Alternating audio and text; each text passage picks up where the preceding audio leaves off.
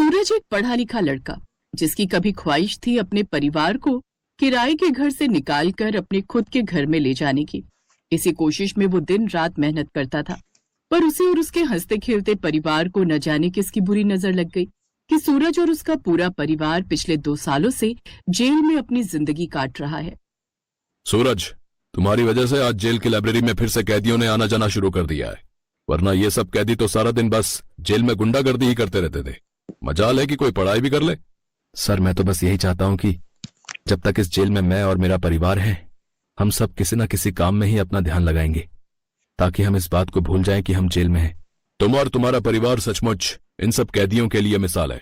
तुम्हारी माताजी जेल की रसोई में पूरा सहयोग देती हैं। तुम्हारे पिता भी जेल में कोई ना कोई काम करते ही रहते हैं। सूरज, एक बात पूछूं? जी पूछिए जेलर साहब। सूरज, तुम और तुम्हारे परिवार को देखकर बिल्कुल भी यकीन नहीं होता कि तुम्हारे घर से पुलिस को 2 नंबर का हुआ क्या था उस दिन। जेलर साहब, शायद उस दिन हमारी किस्मत खराब थी जो हमने अपने मकान मालिक पर विश्वास कर लिया। उस रात बहुत तेज बारिश और तूफान था। मैं काम से घर लौटा ही था। सूरज बेटा, खाना खा ले, आजा, तेरे पापा बुला रहे हैं। हाँ आया माँ, 1 सेकंड, दरवाजे पर कोई है। इस समय कौन होगा? मैंने दरवाजा खोला तो सामने मकान मालिक खड़ा था। अरे सूरज बेटा, सोए तो नहीं ना? नहीं अंकल, आइए ना, बस खाना ही खाने लगे थे।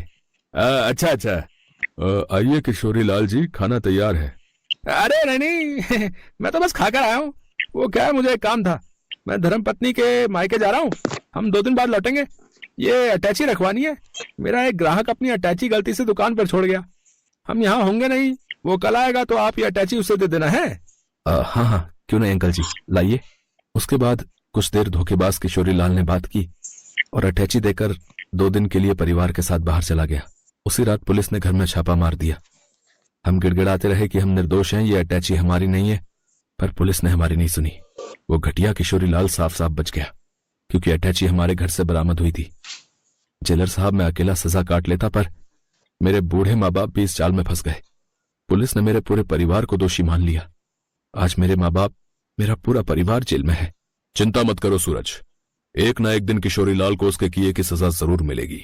बस सबूत पुलिस को मिल जाए तो तुम और तुम्हारा परिवार यहाँ से जल्द बाहर चला जाएगा।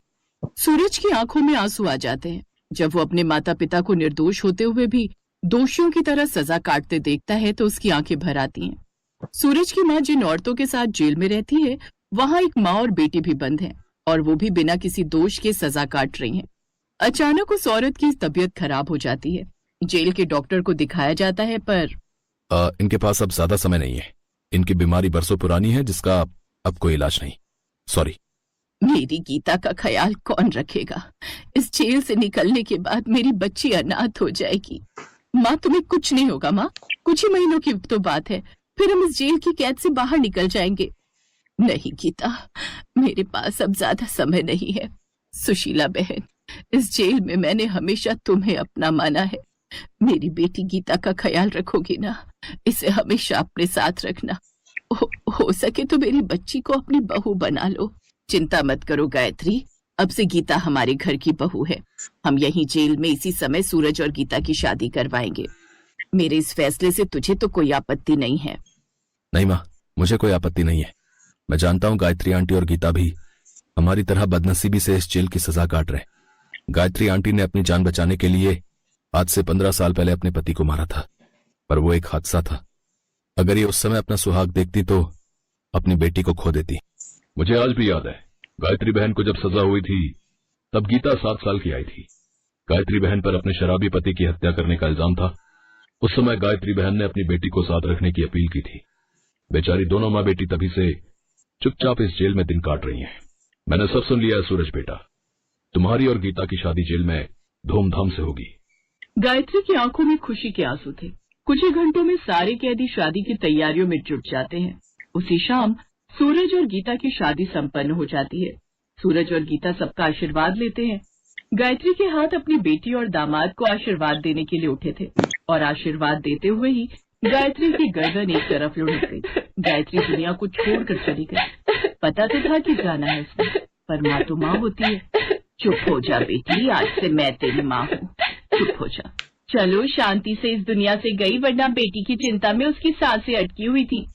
अरे बहुत बड़ा दिल है सूरज का, और उसके परिवार का। आज इनकी वजह से गीता को ससुराल मिल गया, वरना बेचारी का इस दुनिया में कोई नहीं है भैया। गायत्री का अंतिम संस्कार किया जाता है। अब माँ के जाने के बाद गीता का ससुराल जेल था। वो अपनी सास के साथ रहने लगी। सुशीला भी गीता का बहुत ख्याल रखती थी। गीता, ये ले बेटी, पता नहीं आज भूख नहीं है, मेरी एक रोटी तू खा ले।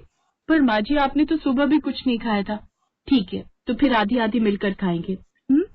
दोनों सास बहू की आंखों में आंसू आ जाते हैं। तभी लेडी जेलर आ जाती है। गीता, तुम्हें जेलर साहब ने बुलाया है। मुझे? गीता घबरा जाती है। अब वो हिम्मत रखकर जेलर के पास जाती है। गीता, तुम्हारी माँ इस दुनिया में नहीं है। तुम माँ के बिना नहीं रहना चाहती थी, इसीलिए बचपन से आज तक तुम इस जेल में रही, पर अब तुम इस जेल में नहीं रह सकती। तुम्हें अब जेल से जाना होगा, पीछे से यही ऑर्डर है। पर जेलर साहब, मैं बाहर कैसे जा सकती हूँ? मेरी ससुराल इसी जेल में है। मैं अपने पति और ससुराल वालों को जेल में छोड़कर कैसे जाऊंगी? तभी सूरज और उसकी फैमिली आ जाती है। गीता, तुम बाहर जाओगी। मैं चाहता हूँ तुम जाओ। तुम्हें अपनी जिंदगी इस जेल की चार दीवारी में नहीं बितानी चाहिए। पर यहाँ आप हो, माँ जी, बाबूजी, आप सबके बिना मैं बाहर अकेली कैसे रहूंगी? क्या करूंगी? गीता, मेरा दोस्त विष्णु, मैंने उससे बात कर ली है, वो तुम्हें लेने आ जाएगा। तुम उसके परिवार के साथ कुछ दिन रहो, फिर कुछ ही महीनों की बात है। जेलर साहब बोल रहे हैं, हमारे अच्छे व्यवहार को देखते हुए हम जल्दी जेल से रिहा हो जाएंगे। हाँ बहू, जाओ और हमारी प्रतीक्षा करना, हम जल्दी लौटेंगे। और फिर गीता सबसे विदा लेकर जेल से बाहर आ जाती है। सूरज का दोस्त विष्णु जेल के बाहर उसका इंतजार कर रहा था। गीता की आंखों में आंसू थे। विष्णु अपनी पत्नी और 2 साल की बेटी के साथ रहता था। गीता कुछ ही दिनों में विष्णु के परिवार से घुल मिल गई और उसका मन बहुत उदास था। एक दिन गीता विष्णु और उसकी पत्नी और बेटी के साथ ऑटो में मंदिर से लौट रही थी। तभी विष्णु की नजर सूरज के मकान मालिक पर जाती है।